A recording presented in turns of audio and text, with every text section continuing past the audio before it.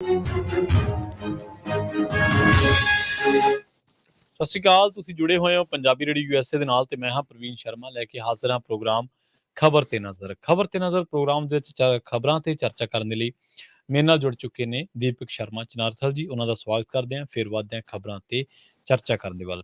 ਸ਼ਰਮਾ ਜੀ, ਸਤਿ ਸ਼੍ਰੀ ਅਕਾਲ। ਸਵਾਗਤ ਹੈ ਜੀ ਪੰਜਾਬੀ ਰੇਡੀਓ USA ਤੇ। ਸਤਿ ਸ਼੍ਰੀ ਅਕਾਲ ਪ੍ਰਵੀਨ ਜੀ, ਸਾਰੇ ਸਰੋਤਿਆਂ ਨੂੰ ਮੇਰੀ ਪਿਆਰ ਭਰੀ ਸਤਿ ਸ਼੍ਰੀ ਅਕਾਲ ਜੀ। ਪ੍ਰੋਗਰਾਮ ਦੇ ਵਿੱਚ ਖਬਰਾਂ ਵੱਲ ਵਧਣ ਤੋਂ ਪਹਿਲਾਂ ਧੰਨਵਾਦ ਕਰਦੇ ਚਲੀਏ ਸਾਡੇ ਸਪਾਂਸਰਸ ਦਾ, ਜਿਹੜੇ ਜ਼ਰੀਆ ਬਣਦੇ ਨੇ ਇਹਨਾਂ ਪ੍ਰੋਗਰਾਮਾਂ ਨੂੰ ਤੁਹਾਡੇ ਤੱਕ ਪਹੁੰਚਾਉਣ ਦਾ, ਸਾਡਾ ਸਹਿਯੋਗ ਕਰਦੇ ਨੇ। ਖਾਲਸਾ ਇੰਸ਼ੋਰੈਂਸ ਏਜੰਸੀ ਵਾਲੇ ਪਿਛਲੇ ਕਈ ਦਹਾਕਿਆਂ ਤੋਂ ਇੰਸ਼ੋਰੈਂਸ ਦੇ ਵਿੱਚ ਸ਼ਾਨਦਾਰ ਸੇਵਾਵਾਂ ਦੇਣ ਦੇ ਲਈ ਜਾਣੇ ਜਾਂਦੇ ਨੇ। ਕਿਸੇ ਵੀ ਤਰ੍ਹਾਂ ਦੀ ਇੰਸ਼ੋਰੈਂਸ ਦੇ ਲਈ ਤੁਸੀਂ ਇਹਨਾਂ ਦੇ ਨਾਲ 408-272-2500 ਤੇ ਗੱਲ ਕਰ ਸਕਦੇ ਹੋ। ਟਰਕੀਆਨਾ ਇਮੀਗ੍ਰੇਸ਼ਨ ਲਾ ਫਰਮ ਵਾਲੇ, ਜੇ ਟਰਕੀਆਨਾ ਇਮੀਗ੍ਰੇਸ਼ਨ ਬਾਬਤ ਤੁਹਾਡਾ ਕੋਈ ਸਵਾਲ ਹੈ, ਕੋਈ ਸਲਾਹ ਕਰਨੀ ਹੈ ਤਾਂ ਜੇ ਦੇ ਨਾਲ 415-909-0503 ਤੇ ਗੱਲ ਕੀਤੀ ਜਾ ਸਕਦੀ ਹੈ। ਗੁਰਦੀਪ ਸਿੰਘ ਬਿਰਦੀ ਕਲੋਵਿਸ, ਸਤਨਾਮ ਸਿੰਘ ਸ਼ੇਰਗਿੱਲ ਸਿਲਮਾ, ਜਗਤਾਰ ਸਿੰਘ ਆਨੰਦਪੁਰੀ ਫਰੀਮੌਂਟ, ਚਰਨ ਸਿੰਘ ਬਦਵਾਲ, ਪਿਆਰਾ ਸਿੰਘ ਰਾਹੁਲ, ਗੁਰਪਾਲ ਗਿੱਲ ਸੈਕਰਾਮੈਂਟੋ, ਗੁਰਦੀਪ ਸਿੰਘ ਗਿੱਲ ਤੇ ਪਰਿਵਾਰ ਯੂਬਾ ਸਿਟੀ, ਮਨਦੀਪ ਸਿੰਘ, ਸਰਬਜੀਤ ਕੌਰ ਸੈਨ ਹੋਜ਼ੇ, ਮਨਜੀਤ ਸਿੰਘ ਸੈਨ ਹੋਜ਼ੇ, ਮੀਰੀ ਪੇਰੀ ਸੇਵਾ ਸੁਸਾਇਟੀ ਫ੍ਰੈਜ਼ਨੋ ਤੇ ਜ਼ੈਂਡਰ ਗਰੁੱਪ ਵਾਲੇ। ਕਿਸੇ ਵੀ ਤਰ੍ਹਾਂ ਦਾ ਘਰ ਖਰੀਦਣਾ ਜਾਂ ਘਰ ਵੇਚਣਾ ਹੈ ਜਾਂ ਲੈਣਾ ਚਾਹੁੰਦੇ ਤੁਸੀਂ ਹੋਮ ਲੋਨ, ਤਾਂ ਇਹਨਾਂ ਦੇ ਨਾਲ ਕਿਸੇ ਵੀ ਟਾਈਮ ਸੰਪਰਕ ਕੀਤਾ ਜਾ ਸਕਦਾ ਹੈ। ਇਹਨਾਂ ਦਾ ਨੰਬਰ ਹੈ 559-905-2575। ਸ਼ਰਮਾ ਜੀ, ਖਬਰਾਂ ਦੇ ਵੱਲ ਆਈਏ ਤੇ ਸ਼ੁਰੂਆਤ ਕਰੀਏ ਆਮ ਆਦਮੀ ਪਾਰਟੀ ਤੋਂ ਤੇ ਭਾਜਪਾ ਤੋਂ। ਲੋਕ ਜਿਹੜੇ ਸੁਲਝੇ ਹੋਏ ਨੇ ਉਹ ਕਹਿੰਦੇ ਕਿ ਜਦੋਂ ਵਿਰੋਧੀ ਧਿਰਾਂ ਕਹਿ ਹੀ ਨਹੀਂ ਰਹੀਆਂ ਕਿ ਤੁਹਾਡੇ ਕੋਲੇ ਭਰੋਸਾ ਹੈਗਾ ਜਾਂ ਕੁਛ ਹੈਗਾ, ਜਾਂ ਤੁਸੀਂ ਸਾਬਿਤ ਕਰੋ ਕਿ ਤੁਹਾਡੇ ਕੋਲੇ ਬਹੁਮਤ ਹੈਗਾ, ਕਿਉਂ ਐਵੇਂ ਸੜਕਾਂ ਤੇ ਤੁਰੇ ਫਿਰਦੇ ਆ। ਤੇ ਸਵਾਲ ਇਹੀ ਉੱਠਦਾ ਹੈ ਕਿ ਭਾਜਪਾ ਤੇ ਆਮ ਆਦਮੀ ਪਾਰਟੀ ਦੀ ਆਹ ਸੜਕ ਛਾਪ ਜਿਹੜੀ ਸਿਆਸਤ ਹੈ, ਇਹ ਕਿਉਂ? ਪ੍ਰਵੀਨ ਜੀ, ਲੋਕਾਂ ਨੇ ਬੜੀ ਆਸ ਨਾਲ ਭਗਵੰਤ ਮਾਨ ਦੀ ਸਰਕਾਰ ਚੁਣੀ ਸੀ। ਲੋਕਾਂ ਨੂੰ ਬਹੁਤ ਉਮੀਦਾਂ ਸੀ ਕਿ ਜੋ ਕੁਛ ਅਕਾਲੀਆਂ ਦੇ ਰਾਜ 'ਚ ਹੋਇਆ, ਜੋ ਕੁਛ ਕੈਪਟਨ ਦੇ ਰਾਜ 'ਚ ਹੋਇਆ, ਜੋ ਕੁਛ ਚੰਨੀ ਦੇ ਸਮੇਂ 'ਚ ਹੋਇਆ, ਸ਼ਾਇਦ ਅਜਿਹਾ ਨਾ ਹੋਵੇ। ਜਦੋਂ ਕਿ ਚੰਨੀ ਨੇ ਮਤਲਬ ਕਿ ਗੱਫੇ ਵੰਡਣ 'ਚ ਤਾਂ ਕੋਈ ਕਸਰ ਨਹੀਂ ਛੱਡੀ ਸੀ, ਜਿਵੇਂ ਉਹਨਾਂ ਨੇ ਐਲਾਨਦਾਰ ਐਲਾਨ ਕੀਤੇ। ਤੇ ਕਈ ਲੋਕਾਂ ਨੂੰ ਯਾਦ ਵੀ ਆਉਂਦਾ ਕਿ ਹਾਂ, ਉਹ ਬੱਸਾਂ 'ਚ ਬੀਬੀਆਂ ਮਤਲਬ ਕਿ ਸਹੂਲਤ ਮਾਣ ਰਹੀਆਂ ਨੇ, ਚੰਨੀ ਵਾਲੀ ਸਕੀਮ ਦੀਆਂ, ਘਾਟਾ ਖਜ਼ਾਨੇ ਨੂੰ ਪੈਂਦਾ ਪਈ ਜਾਵੇ, ਰੋਡਵੇਜ ਨੂੰ ਪੈਂਦਾ ਪਈ ਜਾਵੇ। ਤੇ ਇਸ ਲਈ ਉਹ ਦੌਰ ਪਰ ਭਗਵੰਤ ਮਾਨ ਹੋਰਾਂ ਨੂੰ ਲੋਕਾਂ ਨੇ ਚੁਣਿਆ ਸੀਗਾ ਕਿ ਸਾਨੂੰ ਪ੍ਰਸ਼ਾਸਨ ਸਾਫ਼ ਸੁਥਰਾ ਮਿਲੂਗਾ, ਪੰਜਾਬ ਦੇ ਧਰਤੀ ਤੋਂ ਰੋਸ ਮੁਜ਼ਾਹਰੇ ਮੁੱਕਣਗੇ, ਪੰਜਾਬ ਦੇ ਲੋਕਾਂ ਦੇ ਵਿੱਚ ਰੋਸਾ ਖਤਮ ਹੋਊਗਾ, ਪੰਜਾਬ ਦੇ ਵਿੱਚ ਭ੍ਰਸ਼ਟਾਚਾਰ ਮੁਕਤ ਹੋਊਗਾ, ਪੰਜਾਬ ਦੇ ਵਿੱਚ ਮਾਫੀਆ ਰਾਜ ਖਤਮ ਹੋਊਗਾ। ਕਿੰਨੀਆਂ ਆਸਾਂ ਉਮੀਦਾਂ ਬੱਚਿਆਂ ਦੇ ਹੱਥਾਂ 'ਚ ਭਗਵੰਤ ਮਾਨ ਦਾ, ਜੇ ਬੋਲਾਂ ਦੇ ਹਿਸਾਬ ਨਾਲ ਕਹਿਣਾ ਹੋਵੇ ਕਿ ਹੁਣ ਅਸੀਂ ਟਿਫਨ ਵਾਲੇ ਡੱਬੇ ਫੜਾਉਣੇ ਆ, ਹੈ ਨਾ। ਸੋ ਉਹ ਗੱਲਾਂ ਸਾਰੀਆਂ ਲੋਕਾਂ ਨੂੰ ਬੜੀਆਂ ਆਸਾਂ ਸੀਗੀਆਂ। ਪਰ ਜਿੱਥੇ ਖੁਦ ਨੁਮਾਇੰਦੇ ਪ੍ਰਦਰਸ਼ਨ ਕਰਨ ਲੱਗ ਜਾਣ, ਜਿੱਥੇ ਖੁਦ ਚੁਣੇ ਹੋਏ MLA ਸੜਕਾਂ ਤੇ ਆ ਕੇ ਤਖਤੀਆਂ ਲੈ ਕੇ ਨਿਕਲਣ ਲੱਗ ਜਾਣ, ਇਹਦਾ ਮਤਲਬ ਉਹਨਾਂ ਕੋਲ ਕਰਾਉਣ ਦੀ ਕੋਈ ਤਾਕਤ ਨਹੀਂ ਰਹੀ।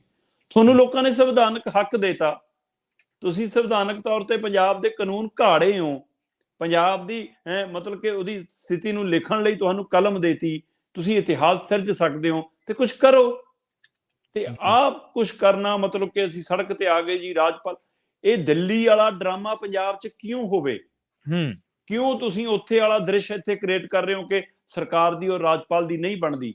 ਇਹਦਾ ਅਸਰ ਪ੍ਰਵੀਨ ਜੀ, ਇਹ ਰਾਜਪਾਲ ਔਰ ਮੁੱਖ ਮੰਤਰੀ ਦੀ, ਰਾਜਪਾਲ ਔਰ ਪੰਜਾਬ ਦੇ MLA ਦੀ, ਰਾਜਪਾਲ ਔਰ ਪੰਜਾਬ ਦੀ ਸਰਕਾਰ ਦੀ ਟਕਰਾਅ ਦੀ ਸਥਿਤੀ ਕੋਈ ਇੰਟਰਟੇਨਮੈਂਟ ਦਾ ਸਾਧਨ ਨਹੀਂ ਹੈ।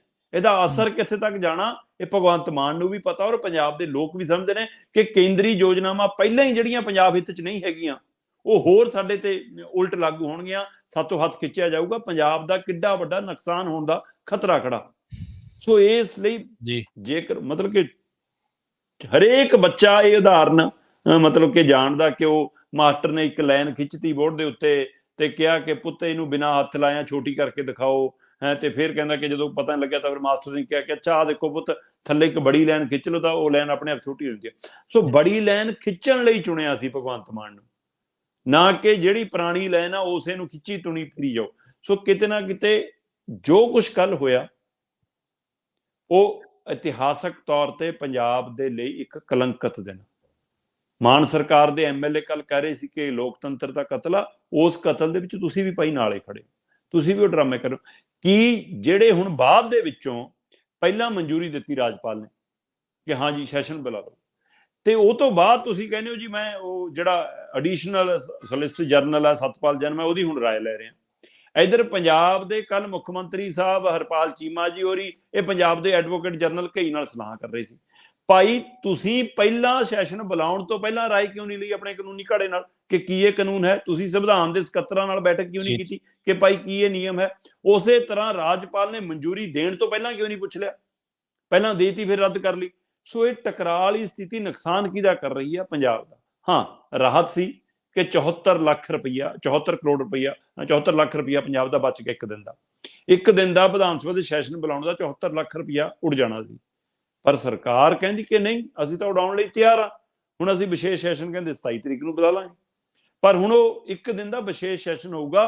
हुण ओह विश्वास मत वाला सैशन नहीं होऊगा, भरोसे दा वोट वाला सैशन नहीं होऊगा। सो हुण ओहदी विधा बदल दित्ती। मैं कल भी कह रहा सी, मैं अज भी उस गल ते कायम आ प्रवीण जी कि ये दिल्ली वाली स्क्रिप्ट है जिहड़ी पंजाब दे आंदी जा रही है जी। दिल्ली दे विच एक नॉर्मल सैशन दे विच केजरीवाल ने भरोसे दा वोट हासिल करन दा ड्रामा दिखाया सी।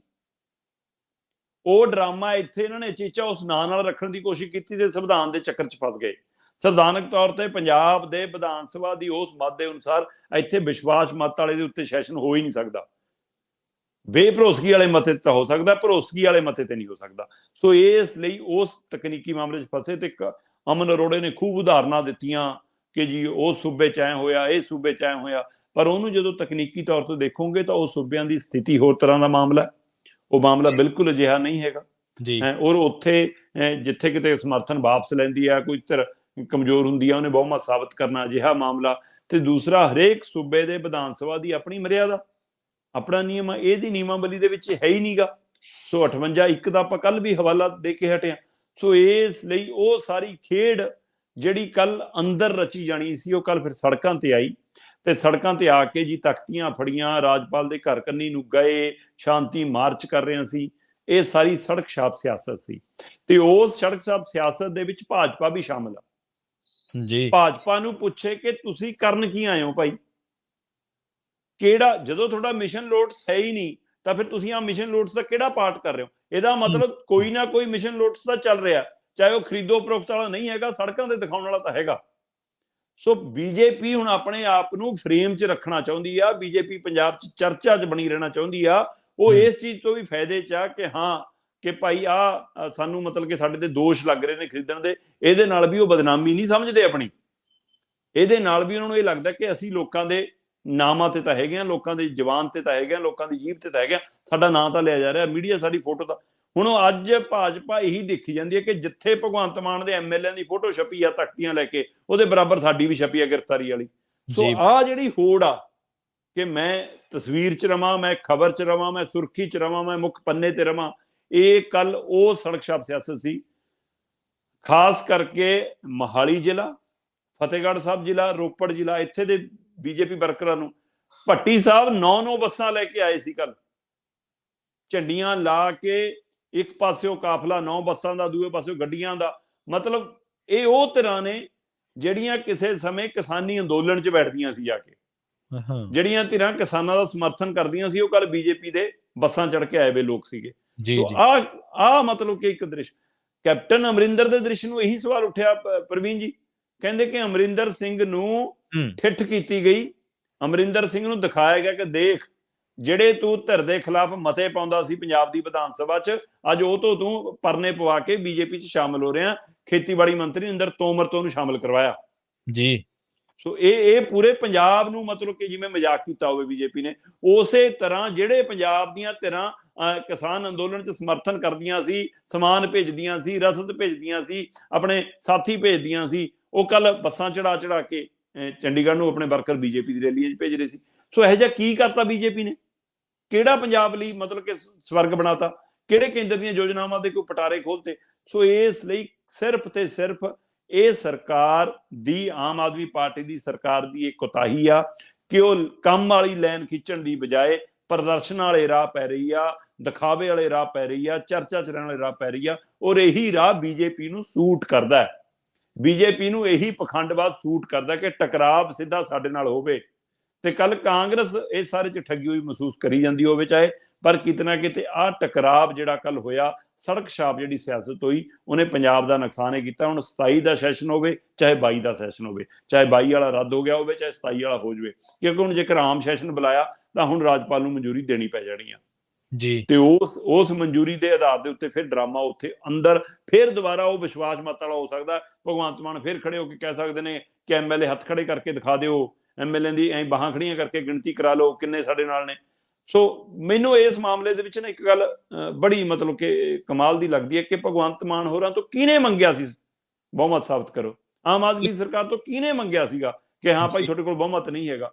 ਸੋ ਇਸ ਲਈ ਨਟੰਕੀ ਦੀ ਬਜਾਏ ਪੰਜਾਬ ਦੇ ਕੰਮ ਵੱਲ ਜੇਕਰ ਭਗਵੰਤ ਮਾਨ ਧਿਆਨ ਦੇ ਦੇਣ ਤਾਂ ਲੋਕਾਂ ਦਾ ਉਹਨਾਂ ਨੂੰ ਸਮਰਥਨ ਵੀ ਮਿਲੂਗਾ, ਲੋਕਾਂ ਦਾ ਉਹਨਾਂ ਨੂੰ ਸਾਥ ਵੀ ਮਿਲੂਗਾ। ਪਰ ਮੈਨੂੰ ਲੱਗਦਾ ਭਗਵੰਤ ਮਾਨ ਹੋਰੀ ਦੀ ਸਰਕਾਰ ਤੇ ਉਹਨਾਂ ਦੇ ਨੁਮਾਇੰਦੇ ਗਲਤ ਸਲਾਹਕਾਰਾਂ ਨਾਲ ਚੱਲ ਰਹੇ ਨੇ, ਦਿੱਲੀ ਦੀ ਸਕ੍ਰਿਪਟ ਦੇ ਹਵਾਲੇ ਨਾਲ ਚੱਲ ਰਹੇ ਨੇ ਜਿਹੜੀ ਪੰਜਾਬ ਨੂੰ ਸੂਟ ਨਹੀਂ ਕਰਦੀ। ਔਰ ਉਸੇ ਰਾਹ ਦੇ ਉੱਤੇ ਕੇਂਦਰ ਦੇ ਇਸ਼ਾਰੇ ਤੇ ਪੰਜਾਬ ਦੀ ਬੀਜੇਪੀ ਜਿਹੜੀ ਨੱਚ ਰਹੀ ਆ, ਇਹ ਉਹਨਾਂ ਲਈ ਵੀ ਇੰਨਾ ਚੰਗਾ ਨਹੀਂ ਹੋਏਗਾ। ਇਹਦੇ ਨਾਲ ਮਾਹੌਲ ਵੀ ਵਿਗੜ ਵੀ ਸਕਦਾ ਹੈ, ਤਣਾਅ ਵੀ ਹੋ ਸਕਦਾ, ਵਰਕਰਾਂ 'ਚ ਖਿੱਚੋਤਾਣ ਹੋ ਸਕਦੀ ਹੈ, ਲੀਡਰ ਫੇਰ ਬਿਹਾਂ ਭੋਗਾਂ ਤੇ ਇਕੱਠੇ ਹੋ ਜਾਂਦੇ ਨੇ, ਲੋਕ ਪਿੰਡਾਂ 'ਚ ਇੱਕ ਦੂਜੇ ਨਾਲ ਪੱਗੋ ਪੱਗੀ ਹੋ ਜਾਂਦੇ ਨੇ। ਸੋ ਇਸ ਲਈ ਇਸ ਮਸਲੇ ਤੋਂ ਬਚਣ ਦੀ ਲੋੜ ਹੈ।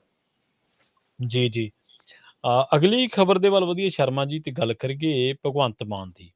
ਅਸਲ ਦੇ ਵਿੱਚ ਜਿਹੜਾ ਮਹਾਰਾਸ਼ਟਰ ਦੇ ਵਿੱਚ ਡਰਾਮਾ ਹੋਇਆ, ਪੋਲੀਟੀਕਲ ਡਰਾਮਾ, ਉਹਨੇ ਸਾਰੀ ਧਿਰਾਂ ਹੀ ਜਿਹੜੀਆਂ ਸਾਰੀਆਂ ਉਹ ਡਰਾ ਕੇ ਰੱਖੀਆਂ। ਆਪਾਂ ਨੂੰ ਪਤਾ ਨਿਤਿਸ਼ ਕੁਮਾਰ ਨੇ ਉਸ ਤੋਂ ਬਾਅਦ ਫਿਰ ਪਾਲਾ ਬਦਲ ਲਿਆ। ਉਹ ਕਹਿੰਦੇ ਵੀ ਬੀਜੇਪੀ 'ਚ ਰਹਿ ਕੇ ਸਰਕਾਰ ਡਿੱਗਣ ਨਾਲੋਂ ਤਾਂ ਚੰਗਾ ਸਰਕਾਰ ਹੀ ਹੋਰ ਧਿਰਾਂ ਨਾਲ ਬਣਾ ਲਓ। ਮੌਸਮ ਵਿਗਿਆਨੀ ਤਕੜਾ ਉਹ ਨਿਤਿਸ਼ ਕੁਮਾਰ। ਕਾਂਗਰਸੀ ਕਹਿ ਰਹੇ ਆ ਵੀ ਜਿਹੜੇ ਭਗਵੰਤ ਮਾਨ ਨੇ ਉਹ ਏਕਨਾਥ ਸ਼ਿੰਦੇ ਬਣ ਸਕਦੇ ਨੇ।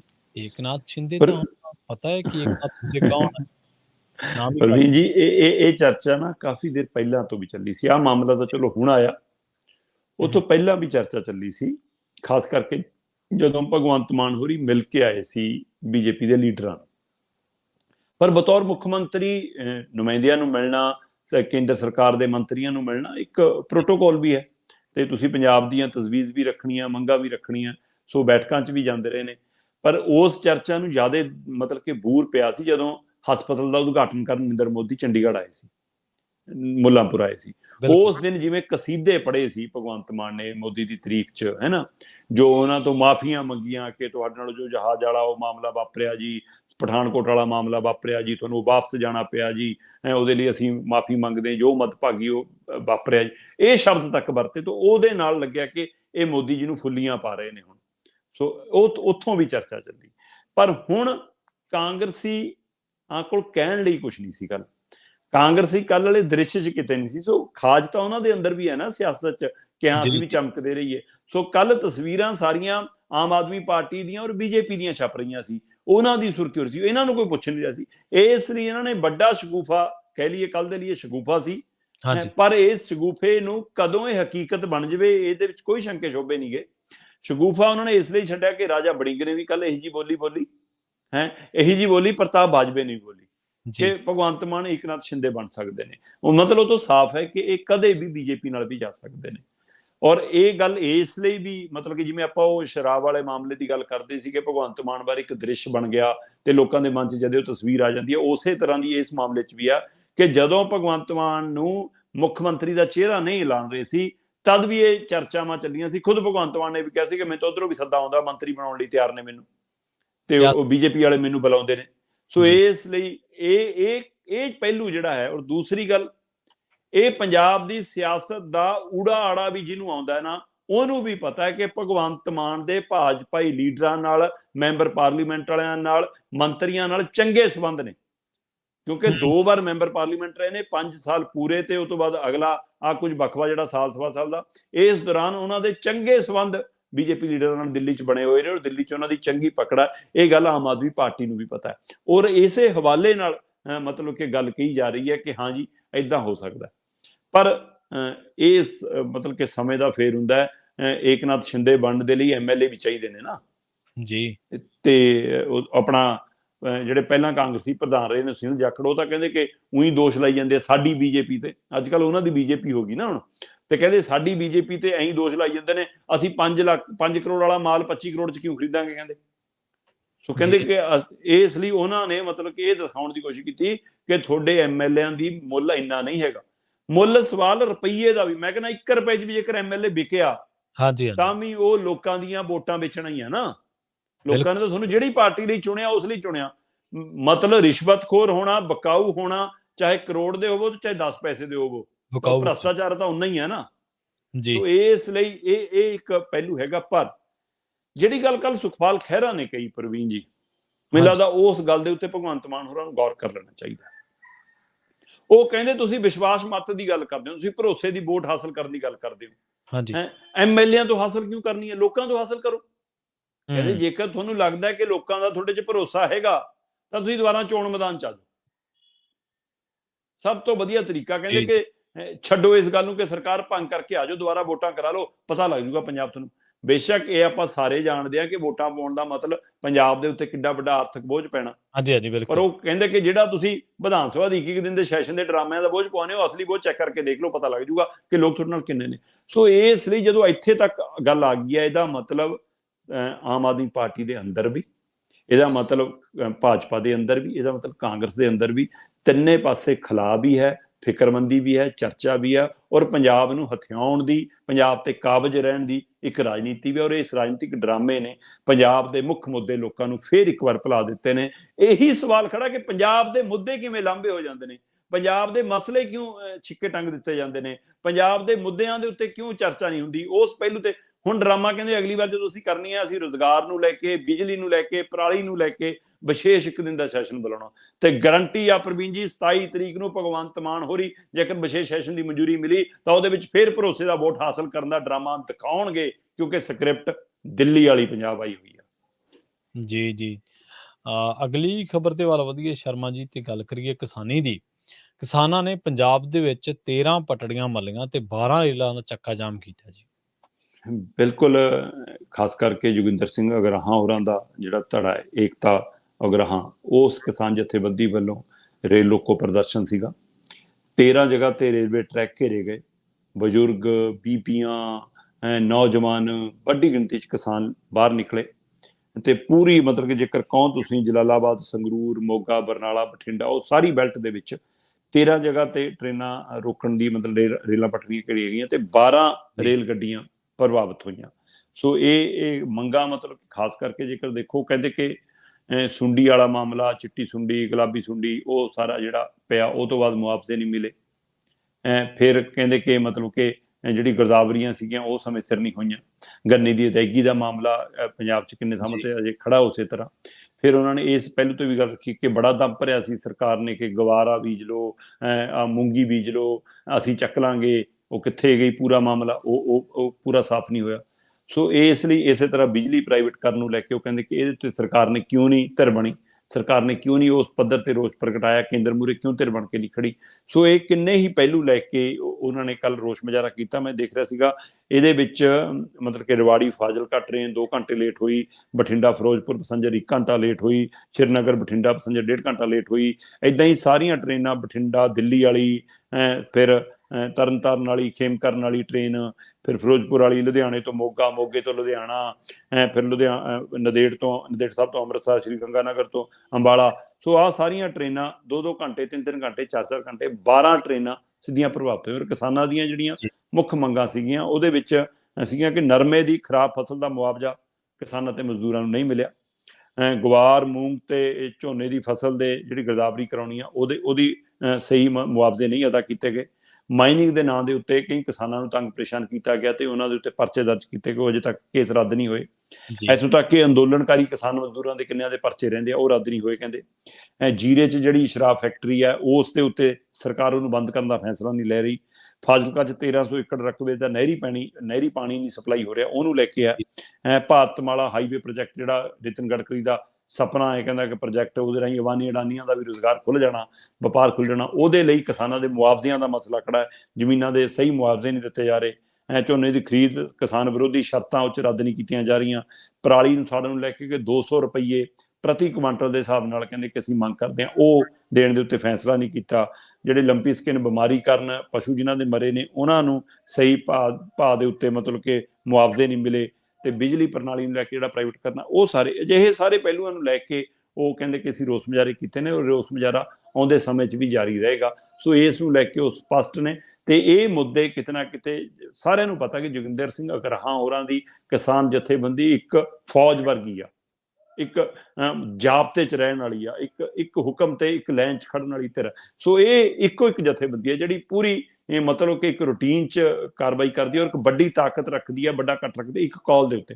ਸੋ ਇੱਕੋ ਦਿਨ ਦੇ ਵਿੱਚ ਇੱਕ ਜਥੇਬੰਦੀ ਦੇ ਸੱਦੇ ਦੇ ਉੱਤੇ 13 ਜਗ੍ਹਾ ਤੇ 12 ਟ੍ਰੇਨਾਂ ਦਾ ਰੁਕਣਾ, ਇਹ ਸਰਕਾਰ ਲਈ ਇੱਕ ਵੱਡੀ ਚੇਤਾਵਨੀ ਹੈ। ਜੇਕਰ ਸਮਾਂ ਰਹਿੰਦਾ ਨਾ ਇਹ ਕੀਤਾ ਗਿਆ ਤਾਂ ਆਉਣ ਵਾਲੇ ਦਿਨਾਂ 'ਚ ਉਹ ਵੱਡਾ ਅੰਦੋਲਨ ਵੀ ਛੇੜ ਸਕਦੇ ਨੇ। ਜੀ, ਅਗਲੀ ਖਬਰ ਦੇ ਵੱਲ ਵਧੀਏ ਸ਼ਰਮਾ ਜੀ, ਤੇ ਗੱਲ ਕਰੀਏ ਪਰਾਲੀ ਦੀ। ਪਰਾਲੀ ਹੁਣ ਹਰ ਵਾਰ ਮੁੱਦਾ, ਅੱਗੇ ਤਾਂ ਕੇਜਰੀਵਾਲ ਕਹਿ ਦਿੰਦੇ ਹੁੰਦੇ ਸੀਗੇ ਕਿ ਇਹ ਪੰਜਾਬ ਦੇ ਵਿੱਚ ਆਉਂਦਾ ਜੀ, ਤਾਂ ਕਰਕੇ ਜਿਹੜਾ ਵਾਤਾਵਰਨ ਆ ਉਹ ਖਰਾਬ ਹੁੰਦਾ।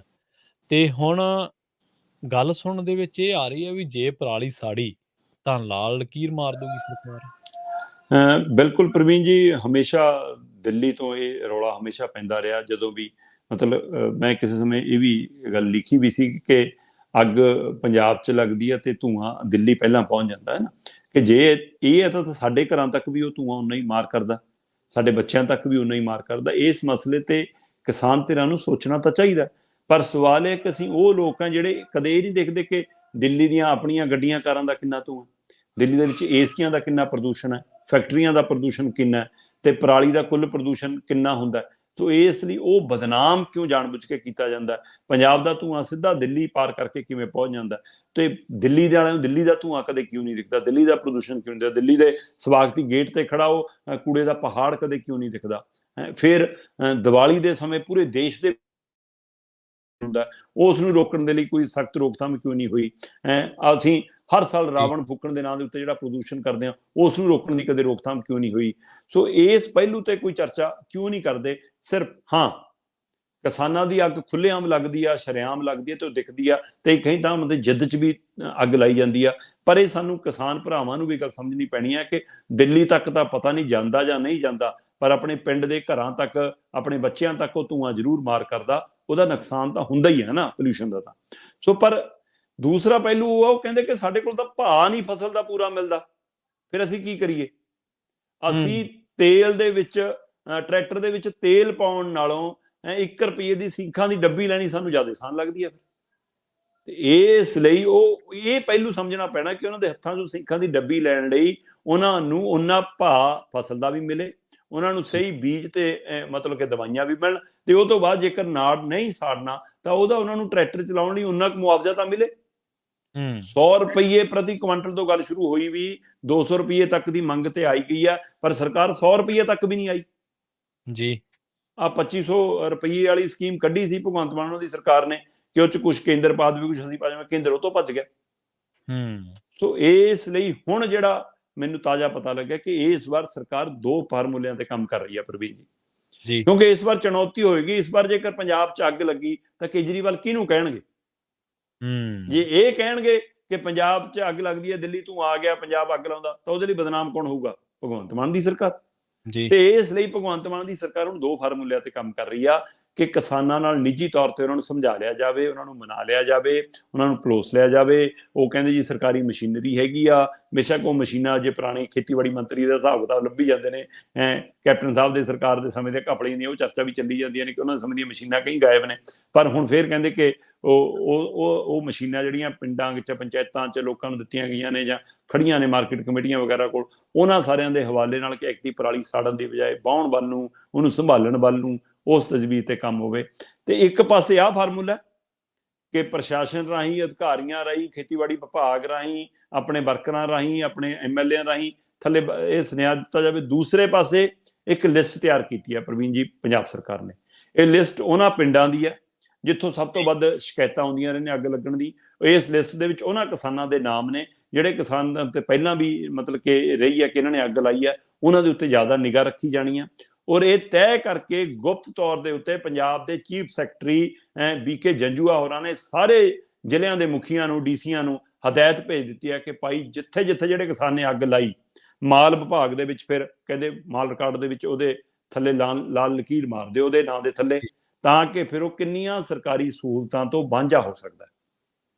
ਸੋ ਆਹ ਇੱਕ ਕੋਸ਼ਿਸ਼ ਹੈ ਕਿ ਲਾਲ ਲਕੀਰ ਹੁਣ ਵੱਜਦੀ ਆ ਜਾਂ ਨਹੀਂ ਵੱਜਣ ਦਿੰਦੀ।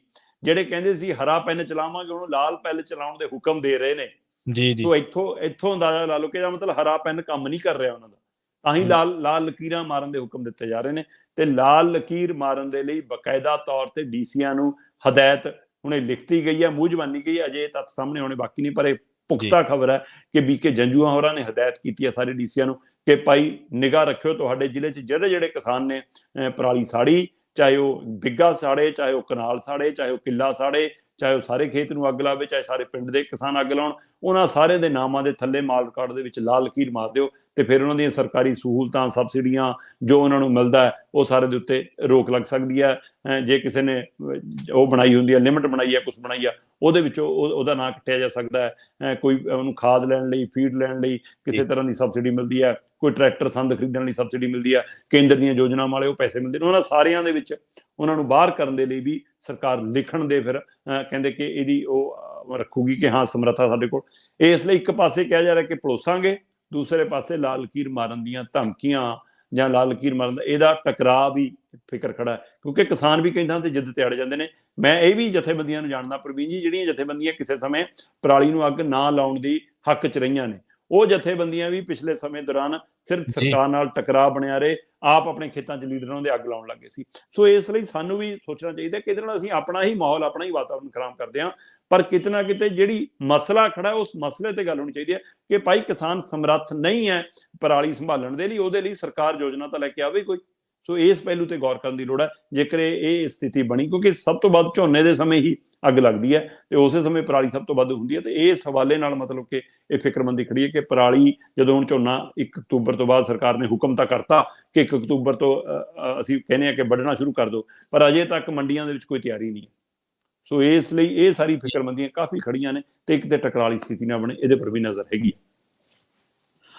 ਹਾਂਜੀ ਬਿਲਕੁਲ ਬਿਲਕੁਲ, ਜਿਹੜਾ ਕਿਸਾਨ ਆ ਉਹ ਬੇਸ਼ੱਕ ਉਸੇ ਹਵਾ ਦੇ ਵਿੱਚ ਸਾਹ ਲੈਂਦਾ, ਉਹਦੇ ਬੱਚੇ ਵੀ ਸਾਹ ਲੈਂਦੇ ਆ, ਪਰ ਅਸਲ ਦੇ ਵਿੱਚ ਹੁਣ ਇਸ ਚੀਜ਼ ਦਾ ਹੱਲ ਕੋਈ ਨਹੀਂ ਗਾ। ਪਹਿਲੀ ਗੱਲ ਤਾਂ ਹੱਲ ਝੋਨੇ ਦਾ ਹੀ ਹੋਣਾ ਚਾਹੀਦਾ, ਕਿਉਂਕਿ ਇਹਨੇ ਸਾਡੇ ਬਿਲਕੁਲ ਪੰਜਾਬ ਦਾ ਪਾਣੀ ਖਾ ਲਿਆ ਤੇ ਹਾਂ ਅਸੀਂ ਬੋਰਾਂ ਮੋਟਰਾਂ ਦੀ ਸਬਸਿਡੀ ਲਈ ਸਰਕਾਰਾਂ ਮੂਹਰੇ ਤਰਲੇ ਕੱਢਦੇ, ਅੱਜ ਅਸੀਂ ਵੋਟ ਬੈਂਕ ਬਣ ਗਏ ਹਾਂ।